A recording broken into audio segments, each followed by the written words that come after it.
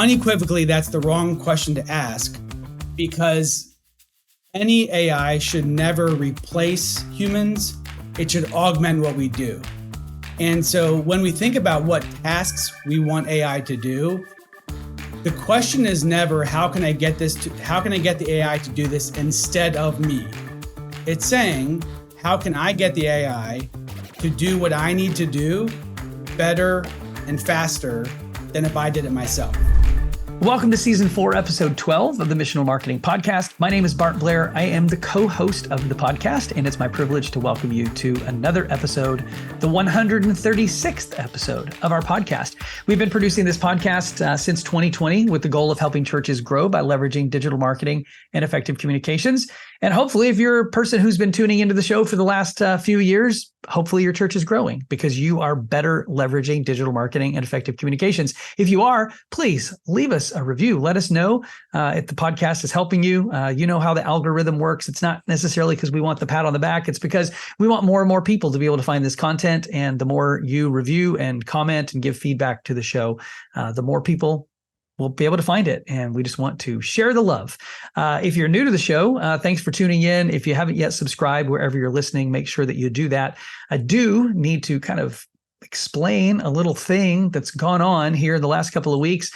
We have a second podcast, which you are actually going to hear a little bit about in this week's episode, called the AI for Churches podcast. And we publish both of these podcasts using the same podcasting tool. They are separate RSS feeds, if that means anything to you. For some strange reason, about 2 weeks ago, Google re-indexed our podcast, and every episode of the Missional Marketing Podcast disappeared from Google Podcasts and was replaced by the AI for Churches podcast, which is the other podcast that we produce. We're only about 8 or 9 episodes in to the AI for Churches podcast. We're 136 episodes in to the Missional Marketing Podcast. And if you go to Google Podcasts, you will see that it's completely changed over. I don't know. We have our senior developer Google expert trying to help us navigate how to restore things. I don't know if it ever will. It's just a bug with Google, and I'm not exactly sure how to solve the problem. But hopefully, if you're a regular Google listener, you've found this over on Spotify or on another podcasting platform. If you're listening on Spotify or on Apple Podcasts, obviously it hasn't been impacted. Or if you're watching on our YouTube channel, no problem there. Just a goofy little thing with the Google algorithm and the way that it indexed the podcast. I'm not sure. It's all technical mumbo jumbo to me, but sorry for any inconvenience if you happen to be a person who listened on the Google Podcast platform. Speaking of technical garbly goo, this week's episode is full of it. In fact, this week's episode is focused on AI, or artificial intelligence for churches. One of our colleagues at Missional Marketing, Dr. David Thorne, recently had the opportunity to attend an AI conference, the AI conference in San Francisco, the inaugural event of its kind. And David is working with our team to help us figure out both how we, Missional Marketing, can better leverage AI tools, but also how we can better equip churches to use artificial intelligence in the ministry work that they're doing, the ministry work that you are doing. And so we invited David to join us on the podcast and to talk a little bit about some of his key takeaways from the AI conference. And he also gives us some very practical things that we in churches can be using, whether it's communications related or task oriented, that AI tools might be able to help us from. A lot of different discussion in the church world about AI and what its best uses are and whether it should be used. And there's a whole rabbit hole we could go down there. We don't necessarily go down that rabbit hole in this podcast, but I hope that you'll find the content here to be helpful. I should also mention, David does note in the podcast interview that he is taking over as the host of the AI for Churches podcast. And ironically, I'm going to be David's co-host on that show. So we actually are scheduled to record our first episode together here in just a couple of days. Cassandra Robinson got this podcast started for us. As things have gone on, we just realized that, David is spending a lot of time in the AI space and is making a lot of connections. And we just want to leverage that for maximum impact in the AI for Churches podcast. So if you haven't yet subscribed to that one, go check it out. Completely different type of content. not geared specifically for church communications, although if you're in church comms, you'd certainly benefit from it.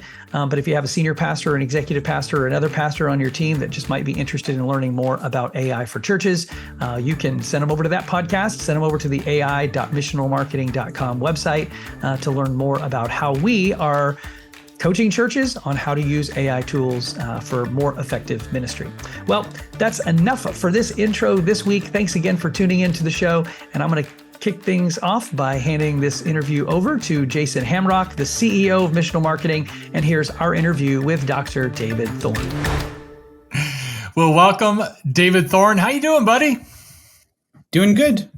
All right. I'm pumped about our talk today because for our audience, having David Thorne on the show is just a delight. David's on our team here at Missional Marketing, and he gets to do a lot of cool things. I actually wish I was him because he gets to do cool stuff.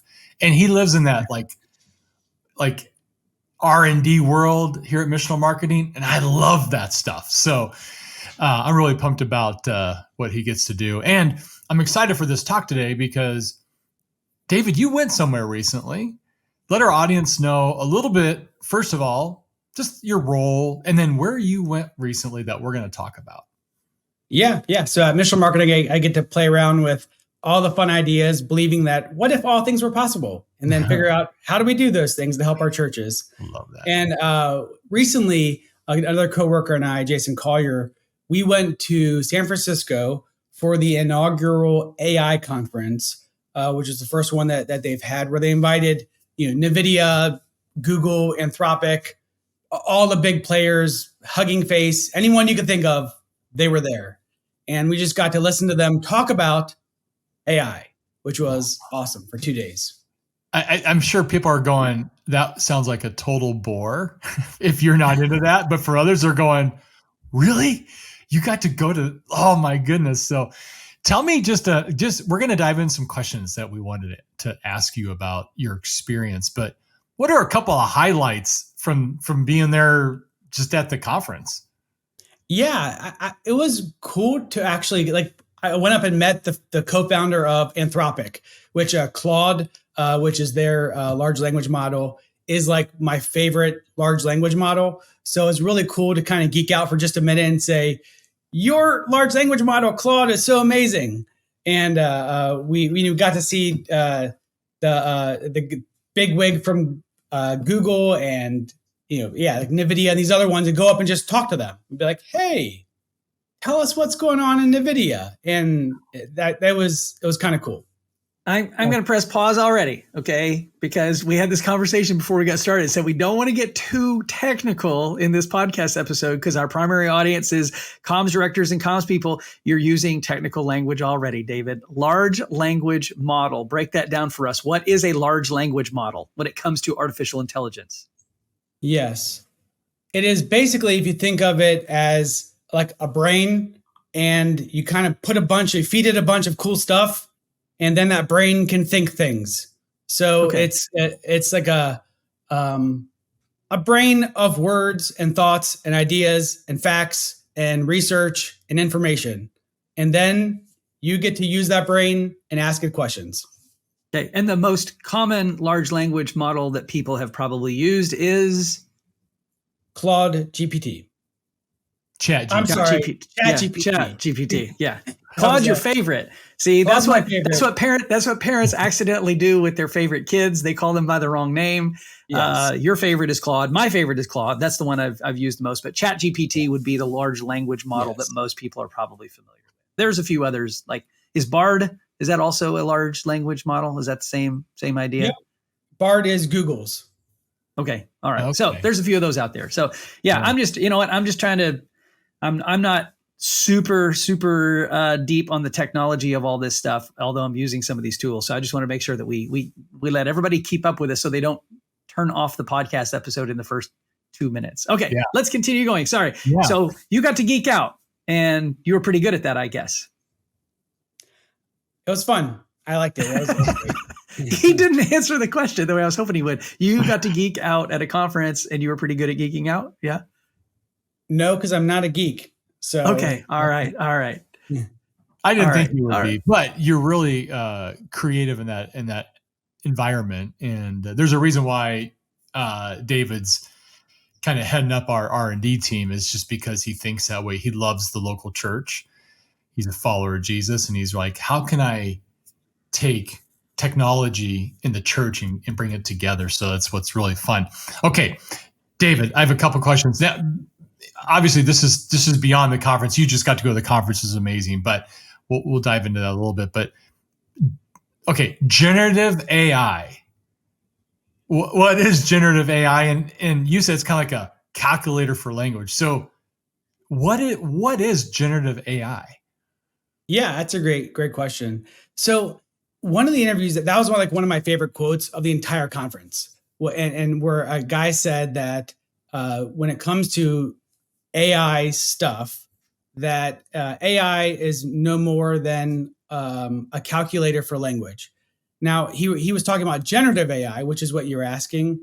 Generative AI is basically what all of those things like ChatGPT do. Is they basically come up with unique thought and answer questions as if you asked a friend. So if I ask you, Jason, tell me about the weather today, you're going to generate a response. Yep. And that response is probably going to sound very human like. And that's exactly what things like ChatGPT, Claude, Bard, that's what they do, is they come up with human like responses. Yes, Mr. Bart.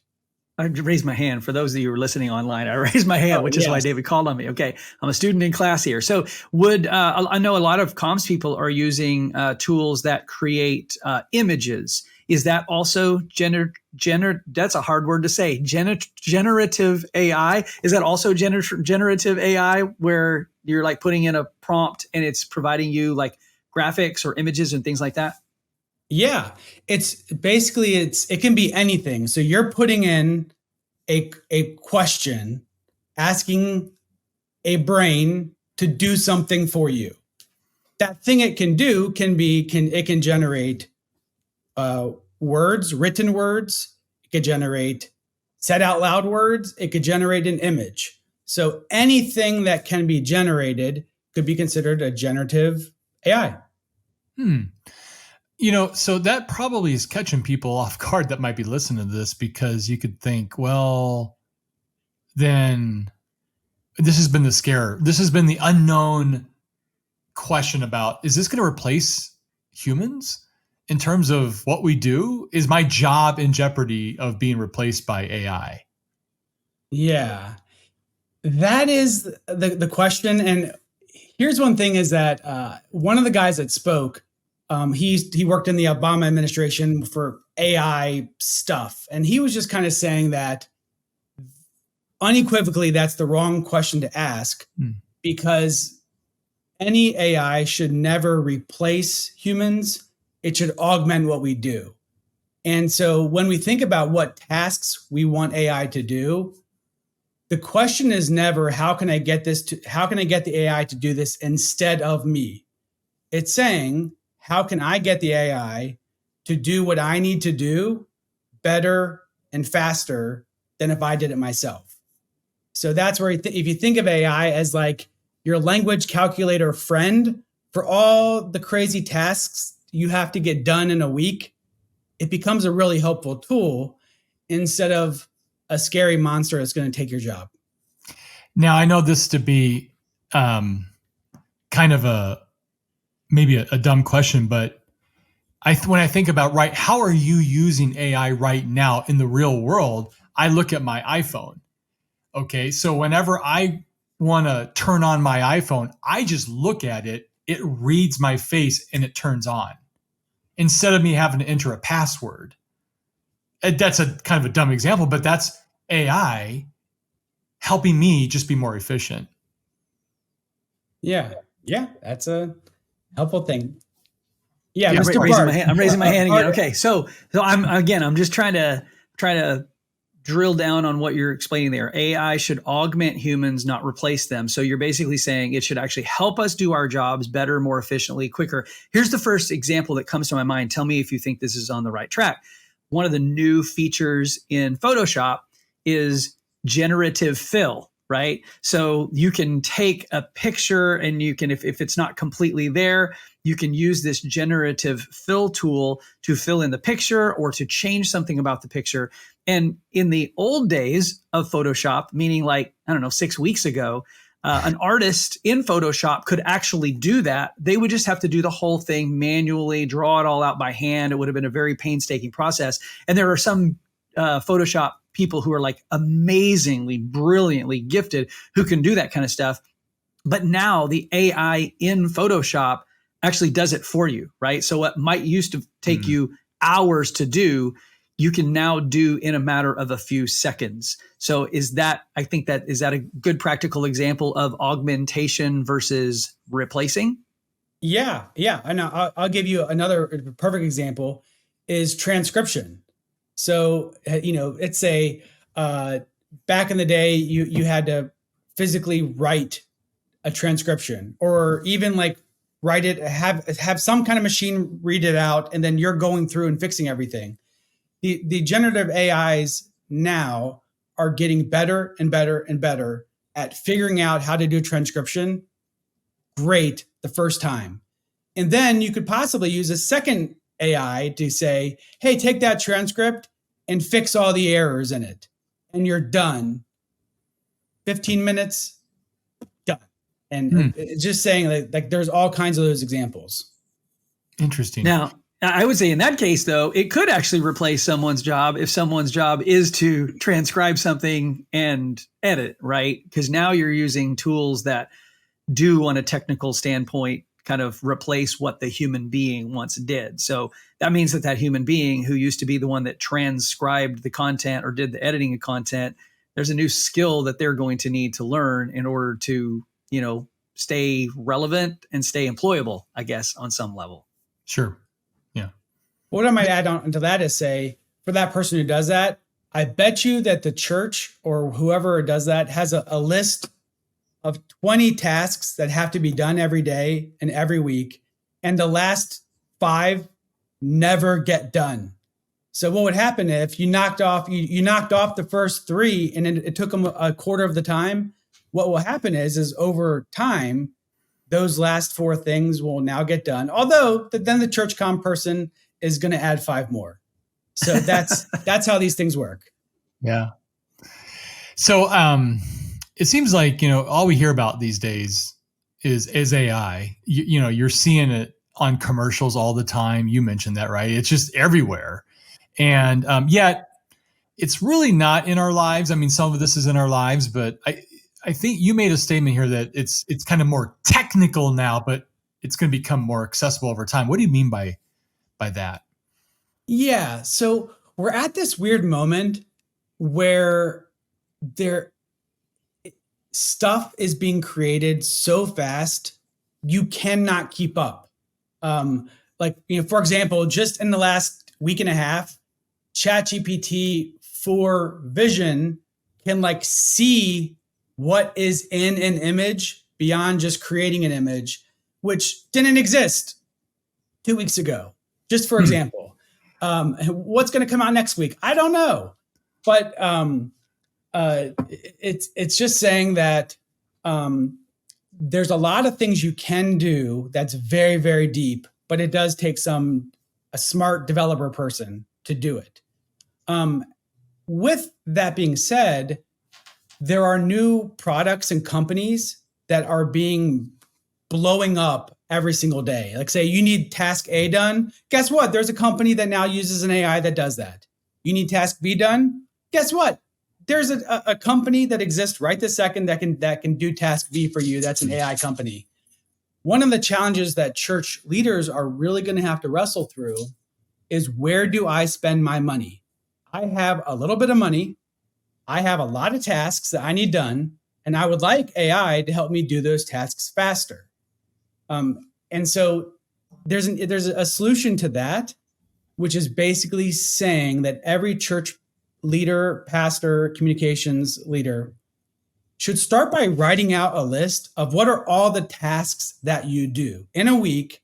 Take a piece of paper or your computer and write out all the tasks that you do in a week. And then say, of those tasks, what takes the most time or is the most challenging for you to do? And for those tasks that take the most time or the most challenging to do, those could be places that you could consider finding an AI that could make those tasks less painful and take less time. Interesting. So when you're at this conference and you're obviously thinking about the church, I mean, this is what we do every day.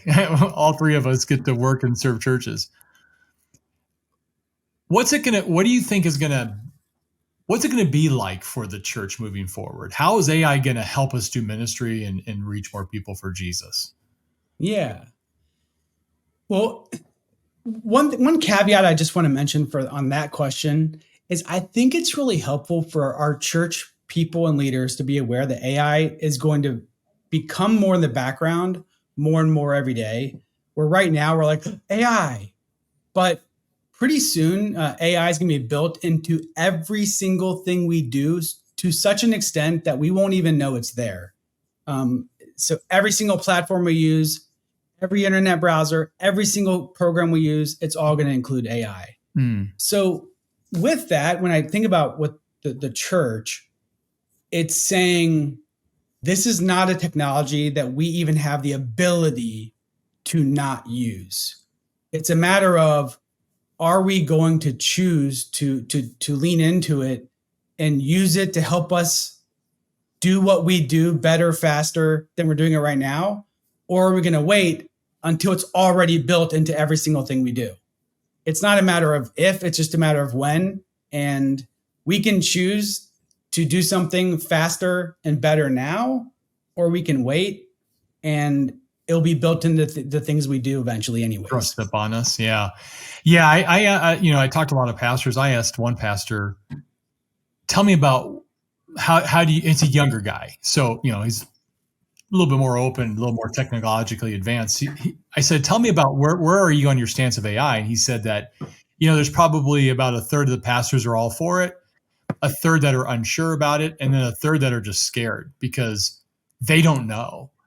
And so my question to you, David, is, I guess when it comes to the ethics of AI, what would we say? We're in the Wild West right now. It's like anything kind of goes. Explain it to our audience about where are we in this ethicalness of usage of AI?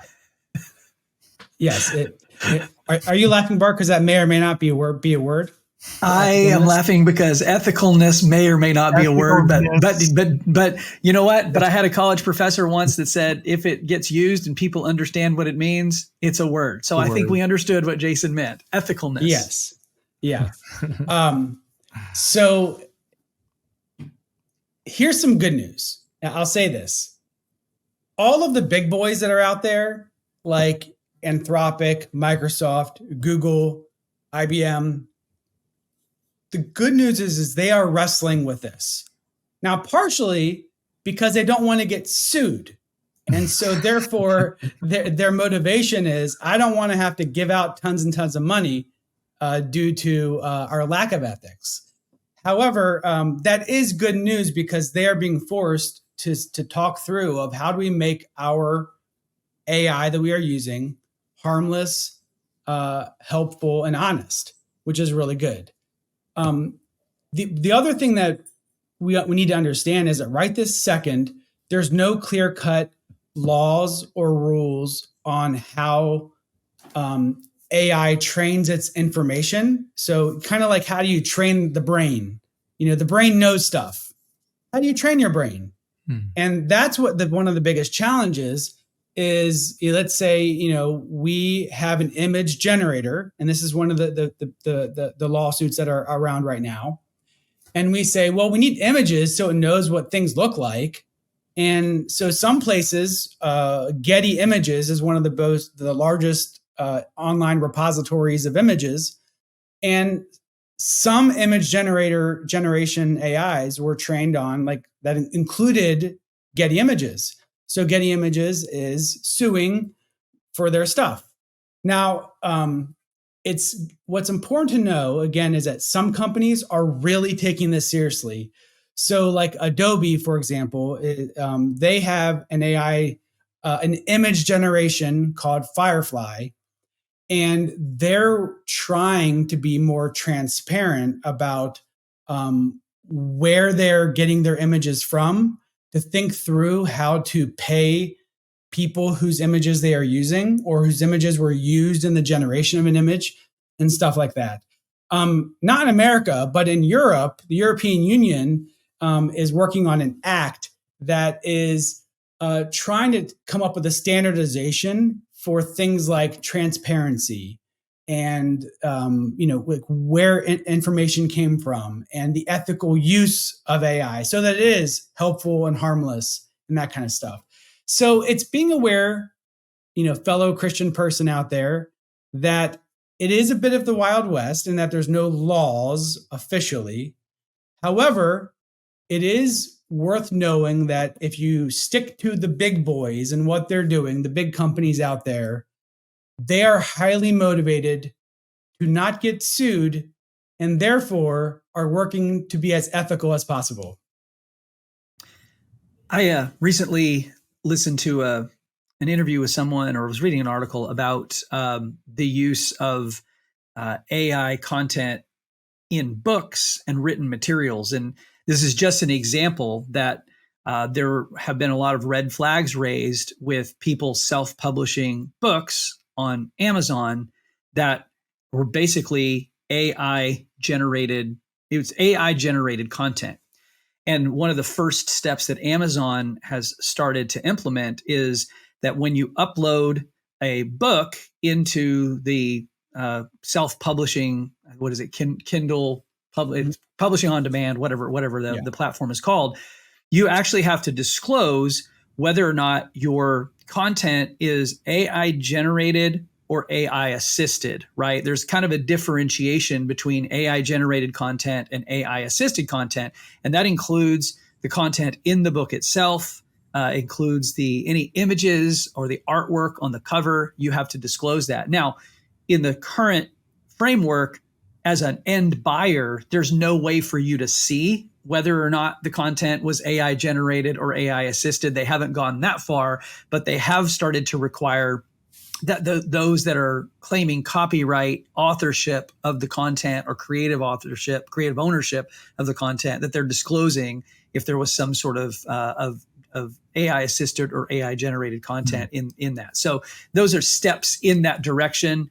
And I just thought I would mention that because I think it is again, Amazon's obviously one of the big players as it relates to, most people don't think about, Amazon as being a content marketplace, but it really is. It's, most of us, we're buying like groceries and spark plugs and windshield wiper blades on Amazon, but it first and foremost is a place where people buy authored content. And I know many, many pastors publish content, writers publish content. So it's one of those spaces that is experiencing even some of those growing pains of AI there. Yeah, that's definitely true. Yep. Yeah. I think a lot of church staff people are still, they're probably starting to mess with it and play with it. What are some, give me, I know I'm putting you on the spot here. What's one low hanging fruit AI task I could do that would pretty much be in every single church? Yeah. How about use it to help you write announcements every Sunday? So you have 3 pieces of information about an upcoming event: when, where, and who. And then you can tell it. I would use Claude for this task, and say, write me an announcement for our church service. Cool. There you go. There's one.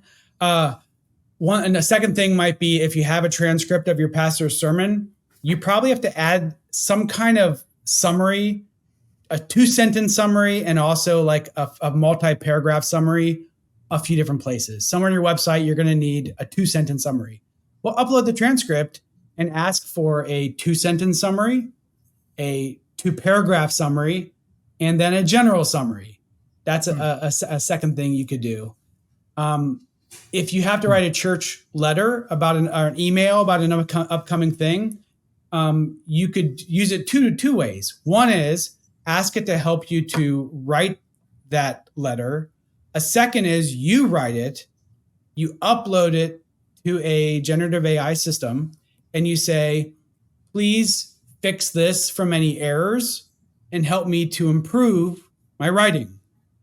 And those are two ways that you can use it to help you to potentially write something, but at least help it to help you to fix errors and make it a little bit stronger than what you maybe originally wrote.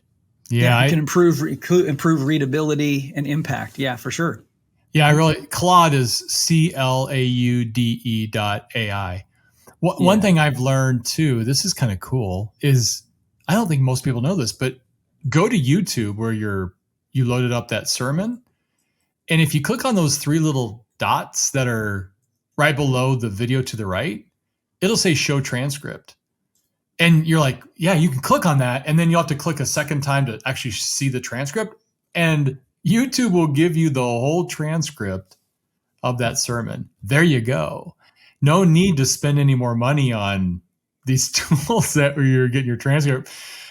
Do it right there, and now you've got it. I've always encouraged churches to do that. I love taking that transcript, bringing it over to Claude. That's a really good idea to say, crawl this transcript and give me 2 paragraphs, or give me a 1,500 word blog post on this. Right? Yeah. Now, once you've uploaded, I mean, you can get a blog post. You can get small group discussion questions. Give me 6 discussion questions or 10 discussion questions from this, right? There's so much that you can do, which again those are probably in a lot of cases, as you mentioned earlier, David, some of those tasks are the ones that are like 7, 8, 9 on the list. They're the ones that we really want to get to, but sometimes they don't become the priority, and they actually become really simple to do when you've got an AI tool that you can use to deliver. Yeah. Yeah. Now, we would be remiss by also saying we created our own AI tool. You want to talk a little bit about what we are offering churches and specifically pastors? Yeah. So we've developed a tool that's called Sermon Spark, which you can download. You're able to use it for free at sermonspark.ai. And we like to say, every sermon needs a spark, an inspiration, and help with coming up with things like creative sermon titles, coming up with small group questions. I have we're going to be launching a new tool on it soon, which we call it, and I'll unveil this here because it's going to be coming out soon. Drum roll. Yes. A topic generator, meaning what we're doing with there is, imagine if you're going to preach on a topic and you're just kind of curious, like, what are things I should be thinking about if I were going to preach on that topic? So it gives you questions to ask, things to consider. If you were preaching to a non-Christian on this topic, what are things you should keep in mind? So that's an example. That tool, that doesn't exist yet. That is coming out soon on Sermon Spark. But we have a bunch of other tools that that can help you with research of, like, what are Bible verses on that topic. Throw out an outline generator tool. There's all kinds of tools, and we have a list of like 10 more that we're working on that we're going to be adding to Sermon Spark. Yeah. Wow. I'm super pumped about that. And what's really cool is we're keeping an eye on what pastors need or what churches need. And we just got our other eye over here on, like, the technology advances of things. And we're just going, how can we bring those two together? And again, we're not trying to replace people. We're trying to enhance what you do, maybe quicker. Imagine a pastor saving 5-8 hours of his or her day, and now they can do more ministry, right? Or just, have more free time to, like, mentally get sharp again. There's a lot of fatigue out there in the church world. So maybe AI is just going to help you have less fatigue, and that's good mental health. And I think it's important, even when we talk about something like Sermon Spark, that's where pastors and churches are like, whoa. Well, are you replacing in the place of the Holy Spirit? And the question is absolutely not. It's kind of saying you already use Google, and you don't go to your church every Sunday and say, now this week's sermon, I want to let you know that I found this story on Google. It was, I was Googling and I found, in fact, the Bible verses that I'm telling you today, I found those on BibleGateway.com. You don't do that. A pastor uses tons of resources to help with their sermon writing process. The Holy Spirit then helps you take those resources you identified and pull them together into something that is contextually valid for your congregation about what is God saying to your people. Yeah. So Sermon Spark, it's important to understand, it is a tool that is just a supercharged way to get all of the pieces you need so that you and the Holy Spirit together can work together with those pieces and then weave together the sermon that God's trying to tell your people. Awesome. Yeah, it goes. That's the difference between, again, AI assisted versus AI generated. We're never proponents of people saying, I created this, if they didn't actually create it, if it was created with artificial intelligence. But what we're saying is we want to augment what God is already doing in and through your life, in and through your ministry, in and through your preaching and your teaching by utilizing the tools that you have, access to that a matter of weeks ago weren't available to us. Yeah, that's crazy. Well, David, thank you so much for taking some time out to talk to us about AI. And certainly this is a topic we will keep talking about a lot. In fact, we have a podcast on AI. You want to talk a little bit about that? Yeah, so we are continuing to grow a podcast on the topic of AI for churches. We actually have a Facebook group, AI for Churches, where we are talking about this stuff every single day. And then we are continuing and developing a podcast on the same topic. And I'm going to be hosting that podcast. So I want to encourage you all to come listen to AI for Churches, where we are going to dig deep. There's about 20 more things I would love to tell you that we did not get to in this episode. We'll talk about those things on that podcast. Awesome. Well, thank you, David. I've been typing up a list of things that need to go in the show notes for this podcast episode, links to Sermon Spark and Claude. A lot of the conversation points that we discussed today came from a blog post that David actually wrote that's on the Missional Marketing website after he attended the conference. And so make sure you check out the show notes of this episode, because I got a whole boatload of links that are in there. And of course, the AI for Churches podcast link will be in there. Cassandra Robinson got that started for us about 5 months ago or so. Yeah. And we're transitioning over where David is going to pick up as kind of the lead voice in that space, because he's leading our company in that space. And we also have a website it's on a subdomain of the Missional Marketing website. It's ai.missionalmarketing.com. And there's tons of stuff, resources and things that you can access on the ai.missionalmarketing.com platform as well. So, David, thanks again for joining us. For those of you who are watching on our YouTube channel, great looking people here, a couple of bald guys, a couple with glasses, and you can pick who's who.